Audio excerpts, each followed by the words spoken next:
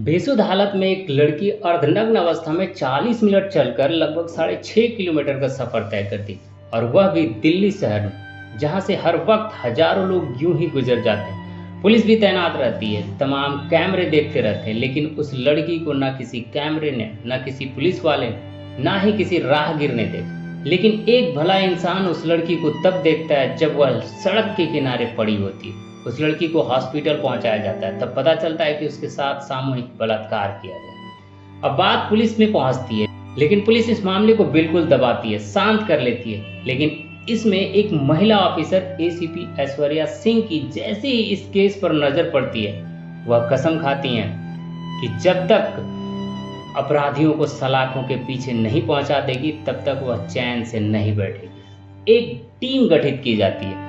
Team से कही जाती है कि किसी को आराम या खाना खाने की जरूरत है तो वह इस टीम का हिस्सा ना बने, क्योंकि उन्होंने कसम खाई थी कि जब तक इस लड़की के अपराधियों को सलाखों के पीछे न पहुंचा दें, तब तक वह आराम नहीं करेगी। खबर मीडिया तक जाती है, लोगों को यह घटना निर्भया कांड की याद दिलाती है, वो निर्भया कांड जिसने पूरे देश को हिलाकर रख दिया था। नमस्कार दोस्तों, दिल से स्वागत है आपका फिर से एक नई और सच्ची क्राइम स्टोरी में। इस घटना को आप तक लाने का उद्देश्य किसी का दिल दुखाना या परेशान करना नहीं, बल्कि आपको जागरूक और सचेत करना है। आज की सच्ची घटना राष्ट्रीय राजधानी दिल्ली के सराय काले खां का है। 11 अक्टूबर 2024 की रात 3:15 के आसपास का समय था। नौसेना का एक अधिकारी उसी रास्ते से गुजर रहे थे, तभी उसकी नजर इस लड़की पर पड़ती है। लड़की अर्धनग्न अवस्था में थी। जब उन्होंने करीब जाकर के लड़की को देखा तो देखा कि लड़की के प्राइवेट पार्ट से लगातार खून बह रहा है। वह समझ जाते हैं कि कुछ तो गड़बड़ है। तुरंत ही पुलिस को फोन करते हैं। पुलिस मौके पे पहुंचती है। उस लड़की को लेकर सीधा एम्स पहुंच जाते हैं। एम्स में उस लड़की को भर्ती कराया जाता है। डॉक्टर लोग जब उसका उपचार करते हैं, उससे बातचीत करने की कोशिश करते हैं, तो लड़की बेसुध थी। वो बोलने की स्थिति में नहीं थी। ऐसा लग रहा था जैसे उसके दिमाग पर कोई भारी असर पड़ा है। दरअसल उसके साथ बार बार बलात्कार किया गया था, सामूहिक बलात्कार किया गया था। कौन था वो, किसने किया था वो, ये सवाल कैसे तलाश करें, कैसे ढूंढें, पुलिस के लिए एक बहुत बड़ी चुनौती बन चुकी थी। पुलिस आखिरकार करे तो क्या करे।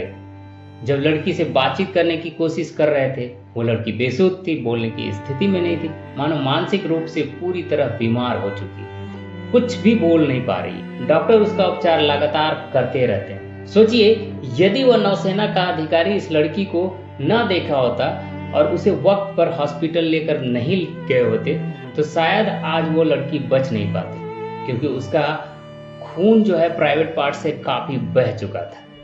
अब दिन धीरे धीरे बीतता है। पुलिस वाले परेशान हो जाते हैं। एसीपी ऐश्वर्या सिंह इस मामले की अगुवाई कर रही थी, पड़ताल कर रही थी। वो सोचने पर मजबूर हो जाती है कि करे तो कहां से शुरुआत करें। इस घटना की कैसे पता चले कि हुआ क्या है, कहां हुआ है, कौन है वो जिन्होंने इसके साथ इतना गंदा और घिनौना काम किया। तभी एक आइडिया आता है और एक महिला सिपाही को सिविल ड्रेस में लड़की के पास भेजा जाता है और ऐसे उसके साथ बर्ताव किया जाता है जैसे कि वह सोशल वर्कर हो, जैसे कि उसकी कितनी हमदर्द हो। उसके साथ बातचीत करना, उसको खाना खिलाना, उसको खाने के सामान को देना, उसकी छोटी छोटी चीजों का ख्याल रखना। अब लड़की ये सब चीजें देख रही थी। अब जो वो बेसुध थी, दिमाग धीरे धीरे काम करना शुरू कर देता है। उस लड़की को वो अपना हमदर्द समझती है, दोस्त समझने लगती है। तब वो जोर जोर से रोने लगती है। अब वह बोलना शुरू करती। तभी पता चलता है कि वो जो है उड़ीसा की रहने वाली है। साथ ही उड़ीसा में उसने MSW यानी कि मास्टर ऑफ सोशल वर्क्स का कोर्स भी किया है। साथ ही साथ उसने नर्सिंग का भी कोर्स किया हुआ है। इसी दौरान उस लड़की का एक दोस्त रहता है दिल्ली में, उससे बात होती है। दिल्ली वाला दोस्त कहता है कि अगर आपको अच्छा करियर बनाना है, आगे बढ़कर कुछ करना है, तो आपको उड़ीसा छोड़कर यहाँ दिल्ली में आ जाना चाहिए। यहाँ बहुत सारी अपॉर्चुनिटी है, यहाँ पर बहुत सारा काम किया जा सकता है। लड़की होनहार और होशियार, वह उड़ीसा छोड़कर दिल्ली वाले दोस्त के पास रहने लगती है और रहकर वह गरीबों की मदद करना शुरू कर देती है, बच्चों की मदद करना शुरू कर देती है, असहाय लोगों की मदद करना शुरू कर देती है, जैसे कि मदर टेरेसा किया करते थे। इसी तरह से उसकी जिंदगी आगे चलती रहती है। लेकिन जिस दोस्त ने इस लड़की को दिल्ली बुलाया था, वही लड़की उस लड़के को बोझ लगने लगती है। अब वो लड़का धीरे धीरे लड़की से दूरी बनाना शुरू कर देता है। लड़की समझ जाती है। अब इस लड़की को लगता है कि यहाँ पर रहेगी तो शायद सही नहीं होगा, इसलिए उसने अपने दोस्त की उस जगह को छोड़कर वो किशनगढ़ पहुंच जाती है। वहां पर ननों के साथ रहना शुरू कर देती है। नन समाज सेवा करती थी, गरीबों की मदद करती थी, असहाय लोगों की मदद करती थी। इसी तरह से जिंदगी चल रहा था। लेकिन यहाँ रहते रहते उस लड़की का मानसिक संतुलन बिगड़ जाता है और वह एक दिन अचानक से जुलाई 2024 में वहां से निकल जाती है। नन इस बात की शिकायत थाने में भी जाकर करते हैं। अब लड़की नया ठिकाना ढूंढना शुरू कर देते हैं, जैसे कि bus stop, overbridge, railway station. इसी तरह से जिंदगी चल रही थी। लेकिन वह नहीं जानती थी कि दिल्ली सेफ नहीं है, दिल्ली में कुछ भी हो सकता है। 10-11 अक्टूबर की रात लगभग 9 बजे के आसपास का वाकया था, जब ये लड़की ITO राजघाट के पास थी। तभी 2 व्यक्ति वहां पर आते हैं। एक का नाम प्रमोद उर्फ बाबू होता है, जो कि दिल्ली की नरेल में अस्थायी रूप से रहता है, लेकिन अस्थायी रूप से अंबेडकर नगर उत्तर प्रदेश का रहने वाला होता है। शमसुल उर्फ राजू, जो कि गांधीनगर दिल्ली में अस्थायी रूप से रहता था, लेकिन अस्थायी रूप से वह बकरी सलोना बेगूसराय बिहार का रहने वाला होता है। शमसुल दोनों पैर से विकलांग था, यानी कि वो ठीक से चल भी नहीं पाता था। और दूसरा प्रमोद, वह भी राक्षस से कोई कम नहीं था। लड़की को अपने साथ लेकर सुनसान झाड़ियों में चले जाते हैं और दोनों उसके साथ मिलकर सामूहिक बलात्कार करते हैं। लड़की विरोध करने की स्थिति में नहीं, क्योंकि वह मानसिक रूप से संतुलित नहीं थी, ठीक नहीं थी। दोनों मिलकर उसके साथ गंदा और घिनौना काम करते रहते हैं, तब तक करते हैं जब तक कि उसका मन नहीं भर जाता है। उसके बाद इन दोनों और लड़की पर एक ऑटो वाले की नजर पड़ती है। ऑटो वाले का नंबर होता है DL1RAA 9327, जिसका नाम प्रभु महतो होता है, जो कि कोटला मुबारकपुर दिल्ली का रहने वाला होता है अस्थायी रूप से, लेकिन स्थायी रूप से मोतिहारी गायघाट बिहार का रहने वाला होता है। उसने जब इन तीनों को देखा तो तीनों को ऑटो में बिठाकर यहाँ से रिंग रोड फिरोज शाह कोटला की तरफ लेकर जाता है। वहां पर किला होता है, किला के पीछे सर्विस मार्ग में ले जाकर के फिर से तीनों मिलकर बारी बारी से बलात्कार करता है। यह गंदा और घिनौना काम करता है और तब तक करता है जब तक फिर से तीनों का मन नहीं भर जाता है। इसके बाद वह अचानक अपनी अपनी जगहों पर निकल जाता है, यह सोचकर कि अब हम यहाँ से कभी पकड़े नहीं जाएंगे। लेकिन लड़की वहीं रह जाती है।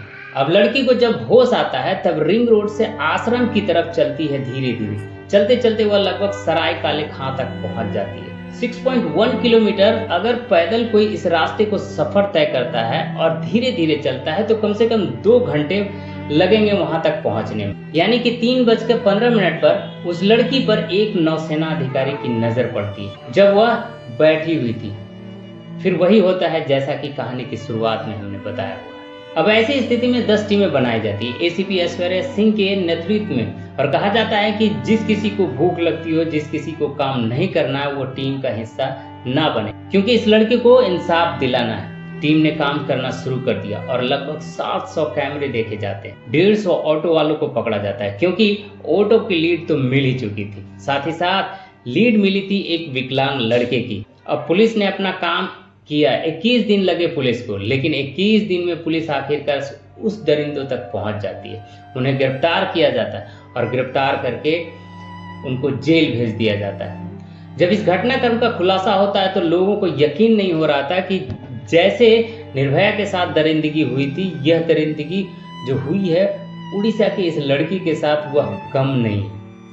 उड़ीसा तक बात पहुंचती है। उड़ीसा के मुख्यमंत्री दिल्ली की सरकार से, दिल्ली की पुलिस से बातचीत करते हैं और इस मामले में उचित कदम उठाने की मांग करते हैं। तो दोस्तों, निर्भया के दोषी को तो फांसी के फंदे पर चढ़ा दिया गया था।